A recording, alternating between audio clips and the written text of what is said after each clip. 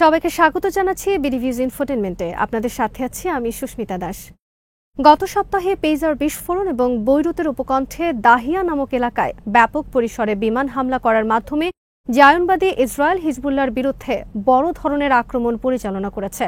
এই হামলাগুলোতে উল্লেখযোগ্য সংখ্যক বেসামরিক নাগরিক নিহত হন। একই সাথে এলিট ফোর্স রাদওয়ান ইউনিটের শীর্ষ কমান্ডার সহ কয়েক ডজন হিজবুল্লাহ যোদ্ধাও নিহত হন। গাজায় প্রায় এক বছর ধরে যুদ্ধের নামে নৃশংসতা ও গণহত্যা পরিচালনা করছে ইসরায়েল। এবার তারা আক্রমণ প্রসারিত করল হামাসের ঘনিষ্ঠ মিত্র লেবাননের হিজবুল্লাহর বিরুদ্ধে। আরও জানাবো এবারের প্রতিবেদনে।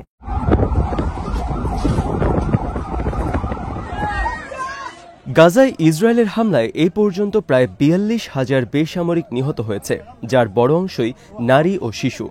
শিশু হত্যার দায়ে ইসরায়েল আন্তর্জাতিক অপরাধ আদালত সহ বিভিন্ন মহলে ব্যাপক চাপের মুখে রয়েছে। তবে লেবাননেও ইসরায়েল সেই একই ধরনের বর্বরতা অব্যাহত রেখেছে। এ পর্যন্ত মাত্র ২ দিনের অভিযানে ইসরায়েল লেবাননের প্রায় ৬০০ বেসামরিক নাগরিককে হত্যা করেছে, অসংখ্য ভবন স্থাপনা ধ্বংস করেছে। নিহতের মধ্যে প্রায় ১০০ খানিক শিশু আছে বলে জানা গেছে। এর বাইরে আহত হয়েছে ২,০০০-এর বেশি মানুষ।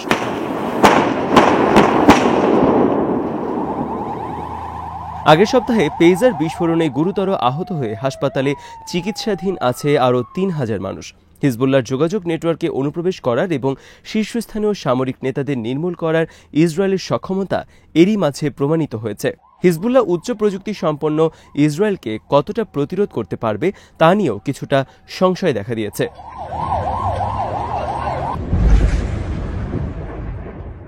যদিও হিজবুল্লাহ পরের দিন পাল্টা প্রতিক্রিয়ায় ইসরায়েলের অভ্যন্তরে একাধিক সামরিক ঘাঁটিতে দূরপাল্লার রকেট আক্রমণ চালিয়েছে। এতে ইসরায়েলের ব্যাপক ক্ষয়ক্ষতিও হয়েছে। তারপরও গোয়েন্দা কার্যক্রম পরিচালনায় হিজবুল্লাহর যে অনগ্রসরতা তা হিজবুল্লাহর সামগ্রিক পরিচালনার ক্ষেত্রে যুদ্ধের ময়দানের চেয়েও বড় ক্ষতির কারণ হয়ে যেতে পারে। গত মে মাসে বিমান দুর্ঘটনায় ইরানের সাবেক প্রেসিডেন্ট ইব্রাহিম রাইসির সন্দেহজনক মৃত্যু এবং তেহরানে অবস্থানরত হামাস নেতা ইসমাইল হানিয়ার নিহত হওয়ার পর থেকে ইসরায়েল বিরোধীদের গোয়েন্দা ব্যর্থতার বিষয়টি নতুন করে সামনে এসেছে। দ্রুত বিকাশমান প্রযুক্তিগত যে যুদ্ধটি এখন চলছে সেখানে অনুপ্রবেশের হার বেড়ে যাওয়ায় জল্পনা কল্পনার মাত্রা আগের তুলনায় অনেকটা বেড়েছে।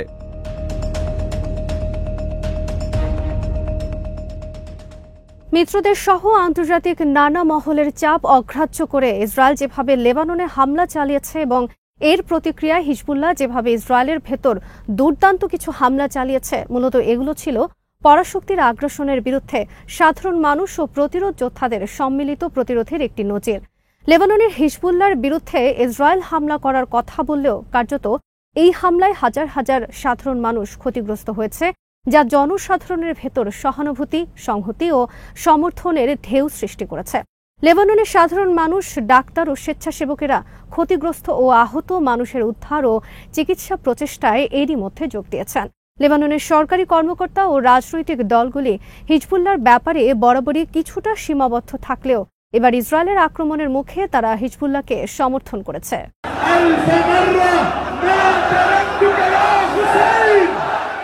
ফ্রি প্যাট্রিয়টিক মুভমেন্ট এবং ডুরুজ নেতা ওয়ালিদ জাম্পল্যাটের নেতৃত্বাধীন প্রোগ্রেসিভ সোশ্যালিস্ট পার্টি এরই মধ্যে হিজবুল্লাহর পক্ষে সমাবেশ করেছে।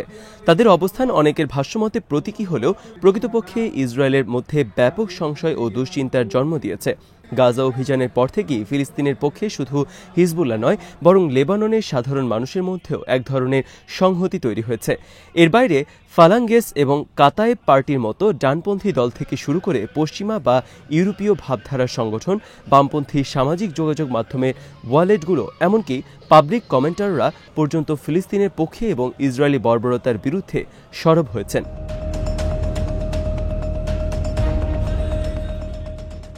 অন্যদিকে সামরিক ফ্রন্টে হিজবুল্লাহ এরই মধ্যে বেশ কিছু স্বল্প ও দূরপাল্লার ক্ষেপণাস্ত্র উৎক্ষেপণ করেছে, যা হাইফার দক্ষিণে বেশ কয়েকটি শহরে ও সামরিক ঘাঁটিতে আঘাত এনেছে এবং ইসরায়েলি স্থাপনাগুলোর যথেষ্ট ক্ষতিও হয়েছে।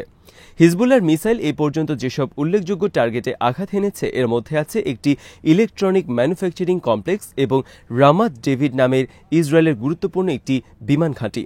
ইসরায়েল হামাসকে নিশ্চিহ্ন করার উদ্দেশ্যকে সামনে রেখে বিগত ১১ মাসেরও বেশি সময় ধরে গাজায় নৃশংসতা চালিয়েছে। এতে ৪১,০০০-এর বেশি বেসামরিক নাগরিক নিহত হলেও হামাসের খুব বেশি ক্ষতি হয়নি। হামাসের মূল নেতৃত্ব এখনও বহাল তবিয়তে আছে এবং গাজার বিভিন্ন স্থানে হামাস যোদ্ধারা ইসরায়েলি সেনাদের প্রতিরোধও অব্যাহত রেখেছে।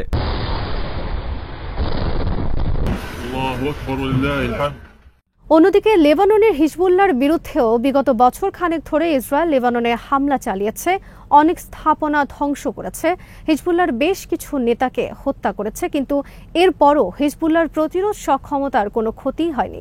ইসরায়েলের অভ্যন্তরে হিজবুল্লাহর দূরপাল্লার মিসাইল দিয়ে সর্বশেষ আক্রমণটিও সেই বার্তাই বহন করে।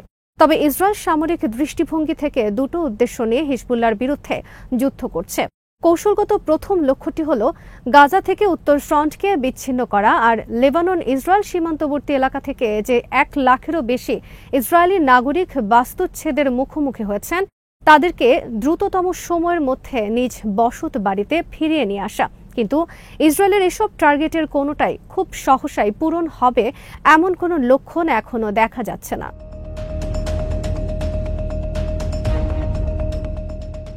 চলতি সপ্তাহের শুরুর দিকে হিজবুল্লাহর deputy secretary general Naim Qassem ঘোষণা করেছিলেন যে যুদ্ধ একটি ওপেন স্কোরে প্রবেশ করেছে এবং গাজার বাইরে নতুন করে আরেকটি যুদ্ধ শুরুর কারণে নতুন করে আরও অনেকগুলো বাস্তুচ্যুতির মুখোমুখি হতে পারে।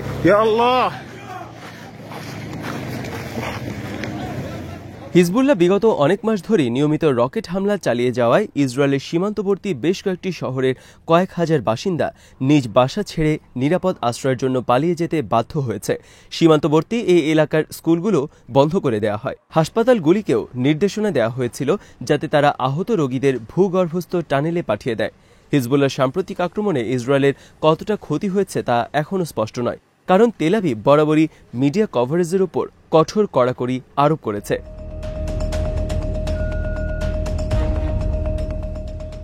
ইসরায়েলের কোনো দুর্বলতা যেন বাইরে প্রচার না হয় তা নিয়ে ইসরায়েলি নীতি নির্ধারকরা বরাবরই খুবই সতর্ক। তবে ইসরায়েল যাই বলুক না কেন, এটি প্রমাণিত হয় যে ইসরায়েলের এই শহরগুলো হিজবুল্লাহর টার্গেটের আওতায় রয়েছে এবং হিজবুল্লাহ ছোড়া মিসাইলগুলো ইসরায়েলের বহুল আলোচিত মিসাইল ডিফেন্স সিস্টেম আয়রন ডোমকে ফাঁকি দিতেও সক্ষম। হিজবুল্লাহর দূরপাল্লার মিসাইলগুলো সীমানা থেকে দূরে ভূগর্ভস্থ বাংকারগুলিতে মজুদ রাখা হয়েছে। লিতানি নদীর দক্ষিণে লেবাননের এই অঞ্চলটিতে স্থল আক্রমণ করা যে কোনো বাহিনীর জন্যই বিপজ্জনক হিসেবে বিবেচিত হয়।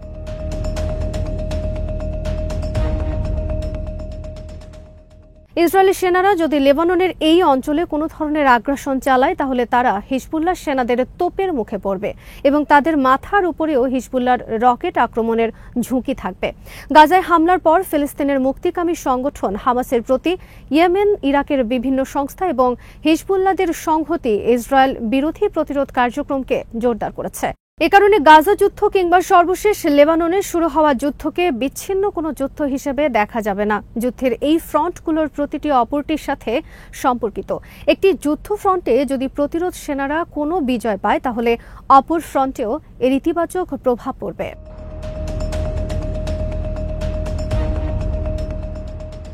হিজবুল্লাহ বলছে, ইসরায়েল যদি আসলেই তার বাস্তুচ্যুত নাগরিকদের নিজ বাড়িঘরে ফিরিয়ে আনতে চায় তাহলে এটি করার সর্বোত্তম কৌশল হল গাজায় দখলদারিত্ব ও চলমান যুদ্ধ শেষ করা। প্রেসিডেন্ট বাইডেন এরই মধ্যে যুদ্ধবিরতির একটি প্রস্তাব দিয়েও ইসরায়েলের তরফ থেকে সাড়া পাচ্ছেন না। অন্যদিকে হামাস প্রেসিডেন্ট বাইডেনের এই প্রস্তাবকে স্থায়ী যুদ্ধবিরতি, ইসরায়েলের দখলদারিত্বের অবসান, গাজা অবরোধ প্রত্যাহার ও ইসরায়েলের কারাগার থেকে ফিলিস্তিনি বন্দীদের মুক্ত করার লক্ষ্যে কাজে লাগানোর চেষ্টা করছে।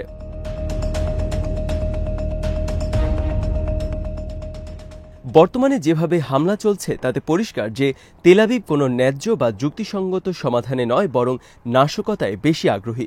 ইসরায়েল নির্লজ্জভাবে লেবাননে আক্রমণ করার সময় যেমন নৃশংস বোমাবর্ষণ ও হত্যাকাণ্ড চালাচ্ছে, ঠিক একই সময় আবার গাজা অবরোধ ও ফিলিস্তিনিদের বিরুদ্ধে সন্ত্রাসও চালিয়ে যাচ্ছে।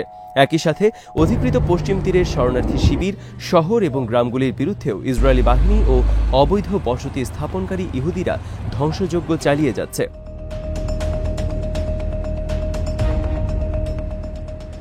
যুক্তরাষ্ট্র কূটনৈতিক কৌশলের নামে মূলত দ্বিমুখী ভূমিকা পালন করছে। তবে এটি পরিষ্কার যে মার্কিন যুক্তরাষ্ট্র এবং তার পশ্চিমা মিত্রদের চলমান সামরিক, আর্থিক এবং কূটনৈতিক সমর্থন ছাড়া ইসরায়েল টিকে থাকতে পারবে না।